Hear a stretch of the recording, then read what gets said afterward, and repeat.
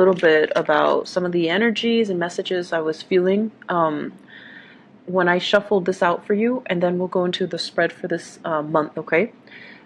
Once again, I apologize for doing the reading late for you guys.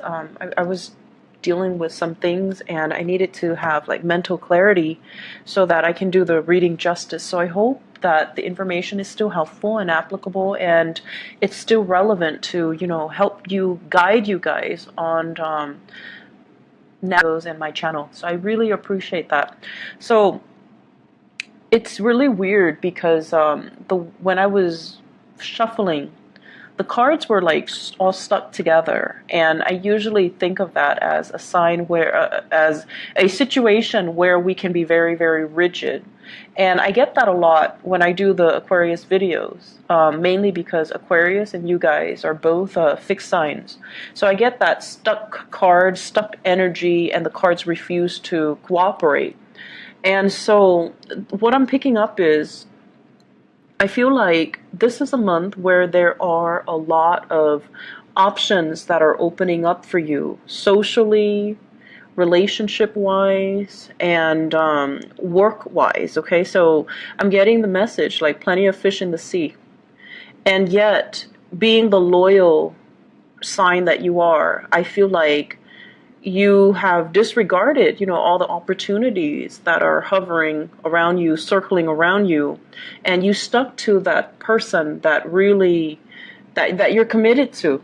Okay, so you, on the same note, it could be you stuck to the company, you stuck to the work environment that you're loyal to, even though you were being poached by other companies, even though you were promised higher salary, even though you had like an abundance of choices and options that are available to you.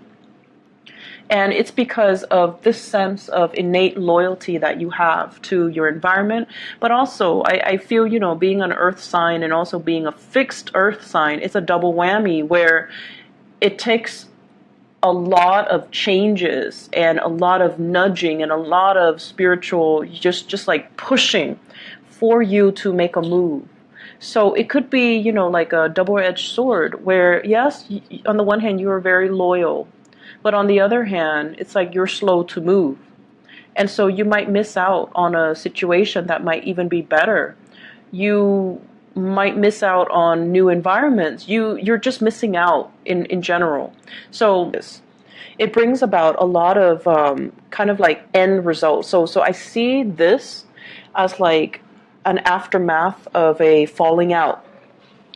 You don't see the beginning of it. You don't see who said what and, you know, who reacted in what manner. This is just the aftermath, and this denotes to me a falling out between people.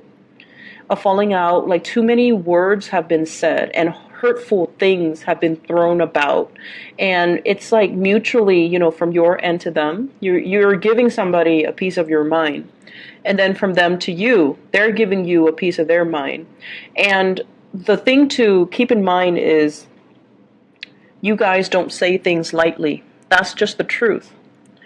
And it takes a lot to get you angry. You guys are like the calmest, the most collected sign of the zodiac. So it takes a lot to push you over the edge and to get you to explode and to get you to say things to purposely hurt another person. So I feel like, you know, there was a threshold and somebody crossed that threshold. So it's like, words have been exchanged. This is an aftermath of a falling out, a big argument, and you're turning your back. You're offended. You're hurt. And you're, you know, just PO'd. And I feel, regardless of what happened, this is a very sensitive issue.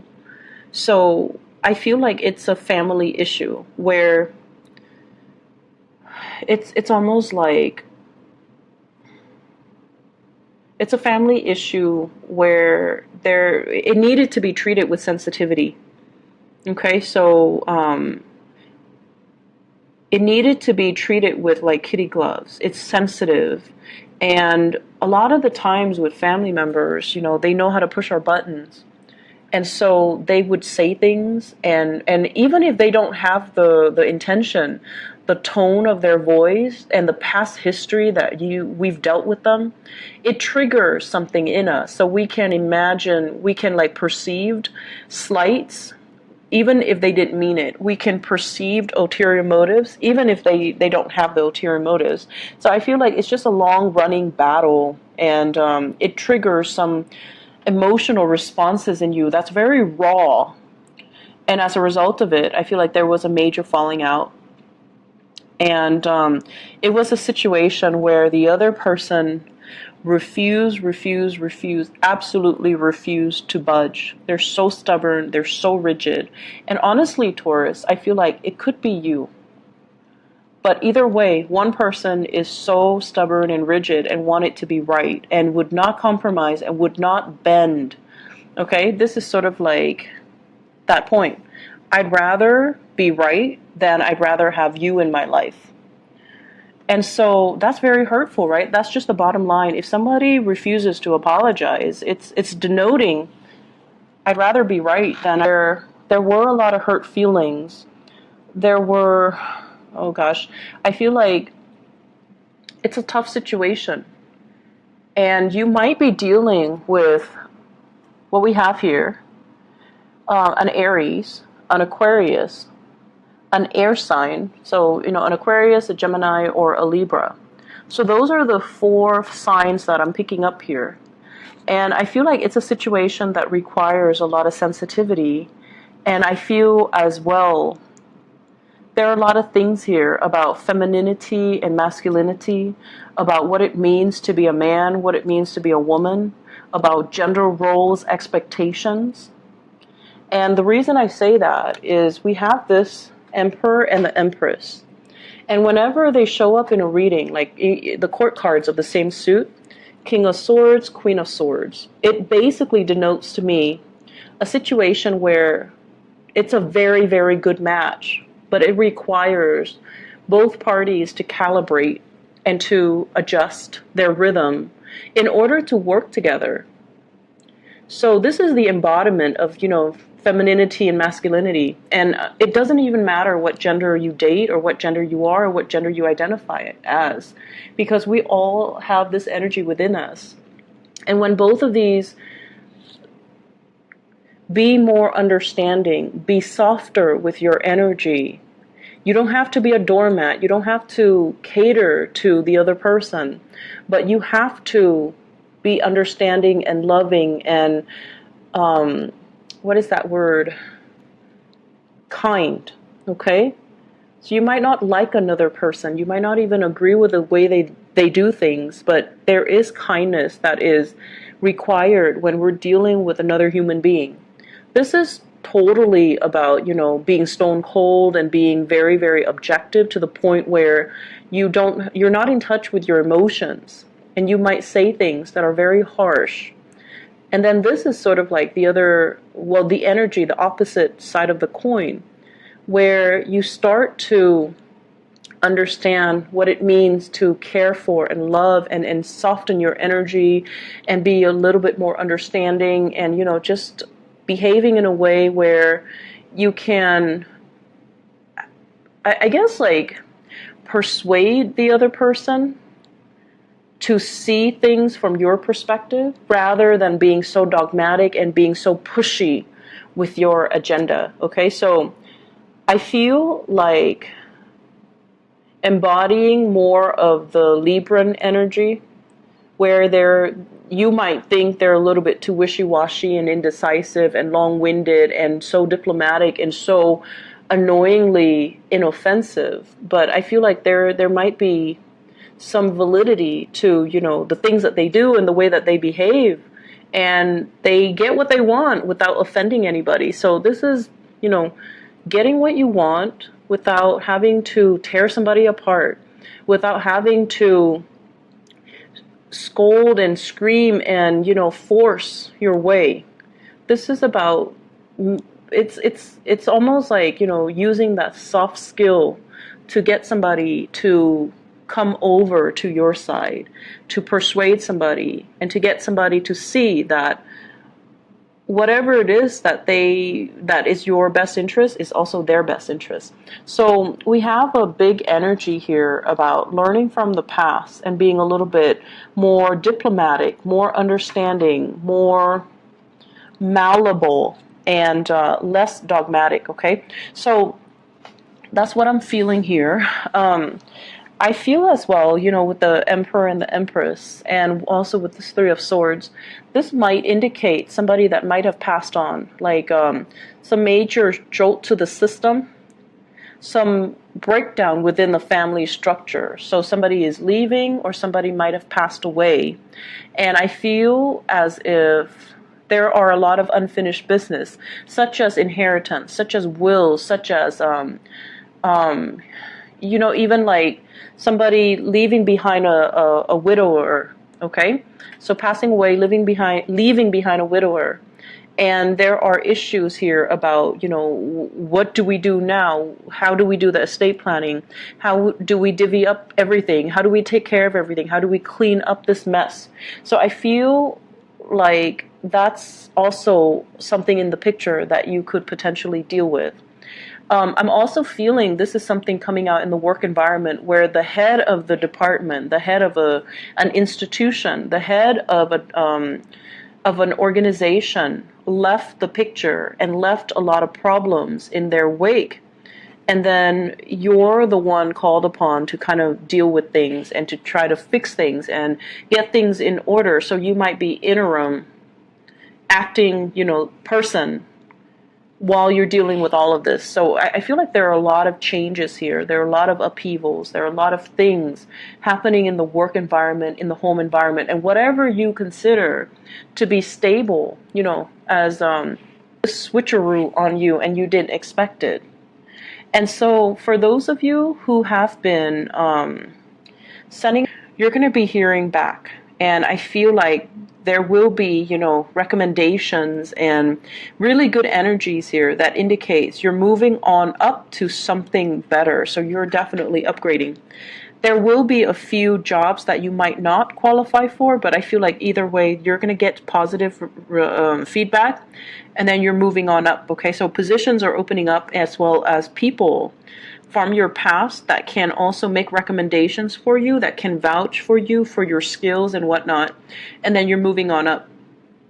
And then for others of you, I feel like there is this heavy energy regarding, once again, third parties, okay? You might be in a relationship where there is children, and the children might be the binding force that keeps you in place with your relationship partner. So financial security reasons, as well as, children keeping you kind of stuck in this holding pattern. And I feel like there might have been flare-ups because your partner might be too rigid, you are too rigid, so there's like some major flare-ups. And I feel like the intimacy is no longer in the relationship. Somebody might be dealing with some health issues, reproductive health, even recover, like general fatigue. So I feel like I feel like somebody dealing with like very severe fatigue, feeling tired, feeling lethargic, feeling like autoimmune situations, feeling really just under the weather, just out of sorts. And it's something that's chronic. Excuse me. And I feel like because of it, it really dampened the love and the balance in the relationship. And one person feels like they're doing a lot of the work and they're not being helped, or they're not getting that helping hand. And then for others, I just feel like there has been a major falling out here where you're not seeing the love and the affection coming through from your partner. You might be with that Aquarius, the Aries, or the Gemini, or with Libra. So you're no longer seeing their vision. You're no longer in sync with each other ideologically. You're no longer seeing the best in them. They have revealed themselves to kind of like embody a lot of the negative traits of air signs. They're cold, they're distant, they're aloof, and they hold grudges. and they don't forgive easily. So there's a lot of things here about rigidity, and the rigidity is what's causing all the problems. The rigidity, okay? Refusing to compromise, refusing to say you're sorry, refusing to, like when couples get in a fight, right? And this is what I always think, like when a couple gets in a fight and one person starts crying, fight's over, because it doesn't matter who's right. It doesn't matter what we're talking about. It doesn't matter what we're arguing about. None of that even matters anymore. When one person is crying, they're looking for emotional support. So whoever cries is looking for acceptance and emotional support and love from the other person. So whoever cries first, that's what's going on. They feel unheard. They feel like the other person is not understanding them. They feel frustrated. So all of it gets pent up and they're crying. So it's not about who's right or who's wrong. It's about whoever that's not crying, walking over to the person who's crying and just giving them, a hug, and just drop the conversation and resume at a later date. So this is what I feel happen. You're coming to realize that somebody is very cold and unfeeling, and just somebody is very cold. They're not emotionally available, and you're starting to see it for what it is. And you're trying to move away. You're upset, and I feel like, I'm sorry, Taurus, I feel like it is what it is. It is what it is. And so we have like a very vicious cycle here. Turning away, feeling hurt, feeling misunderstood, feeling like the other person can't get us. And then also feeling a lot of resentment towards that person. And then I feel like it's kind of like a cycle that you both find yourselves in, where one person withholds affection. The other person might even withhold, intimacy and sex and things like that. And then the other person retaliates, and by being more distant, possibly even stepping out of a relationship. So it's like one person does this, the other person does this, retaliation. It escalates, and this is the month where things might come boiling over, or it might have already happened in the month of at each other. And, it's not a good energy. And I feel that it's hard for you to leave this situation. And I said before, it's a double whammy, being an earth sign and also being a fixed sign. Earth doesn't move unless it's the energy and the force is, exerted from an outside force. So it's like having that major earth rendering, that earthquake. So I feel like there are issues here with rigidity between you and another person that you can't really overcome. And you might even want to compromise, but they're not compromising. So it takes two, and this is a situation where you kind of need to cut your losses. Okay? And then on the other hand, you're coming into something a lot more fruitful and more beautiful. If this is an ex, you've got a new lover that's coming into the picture. This is a very strong soul connection with another person, where the person is generous, not only with their love and their affection, but they're generous with their emotions. They're generous about wanting to help you. They're generous about, they don't do the whole tit for tat. They bear all of themselves, and they're okay and comfortable with being vulnerable. And for some of you, you might have a water sign here. This is a Scorpio, a Cancer, or a Pisces. Contrary to this person, this is someone who's very analytical, who thinks with his head, okay? There's no room for error. Everything with this guy, and it could be a female as well, everything with this person it's black or white, right or wrong, and it's like logical or cerebral. So there isn't any room for warmth, for closeness, for growth, for, cuddling. So this is not a warm, cuddly type of a person. And whatever the situation is, it might have been an Aquarius because they're not known to be warm and cuddly. So that might be the case. You're moving on to a person who is a lot more warmer and more cuddly and more understanding and more willing to open and compromise and things like that. And I feel like some of you, this person makes you feel like this. They make you feel abundant. They make you feel secure because the way that they express their love, they're very generous. So they make you feel confident in the love that you share with each other. So I feel for many of you, you might have recently, you might still be in one relationship and you might be tempted. And I've been seeing this a lot for you guys, Taurus. So I don't know what's going on, but either way, you might be tempted to there's temptation here. You might already be in one relationship and that relationship is heading south, and now you're getting this appreciation from a new person and you want to go ahead with it. Like you want to step out of the relationship, you want to entertain this, you want to pursue this. And I feel like it's not an easy decision. Once again, being an earth sign and being a fixed sign, this is something you have mulled over and you've played through every single scenario in your head. If I cheat, what's going to happen? If the other person finds out, what's going to happen? What's going to happen to the kids? Do I want to instill this type of moral belief on the kids?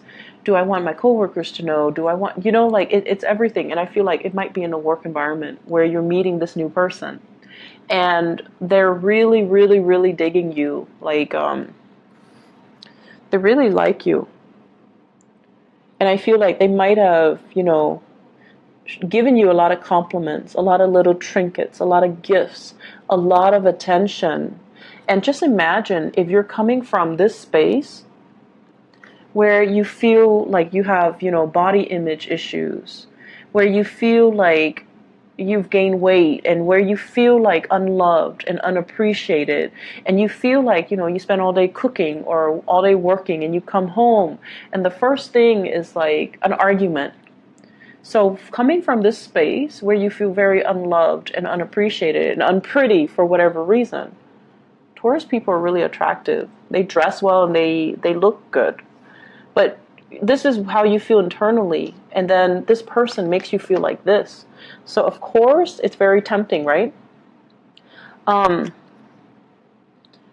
advice is we shouldn't carry residual energy into new things. So residual past energy should stay in the past. They shouldn't be carried over into new things. And the best rule of thumb in life overall is, let one thing end before you go into another. You shouldn't drag one thing into the future with you, because that's going to create a lot of energy interference. And so you have some things that you need to really look at, okay? And I also feel as well, there are some issues here when it comes to family secrets, okay? Family secrets coming out, having like step brothers or step siblings that you don't know about, and it might come into the picture.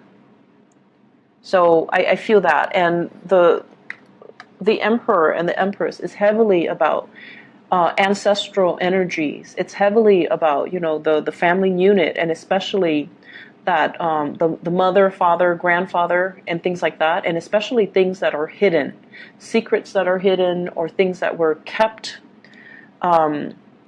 under the cover of darkness because of stigma, because of reputation, because of things. So there are huge things here about fertility as well.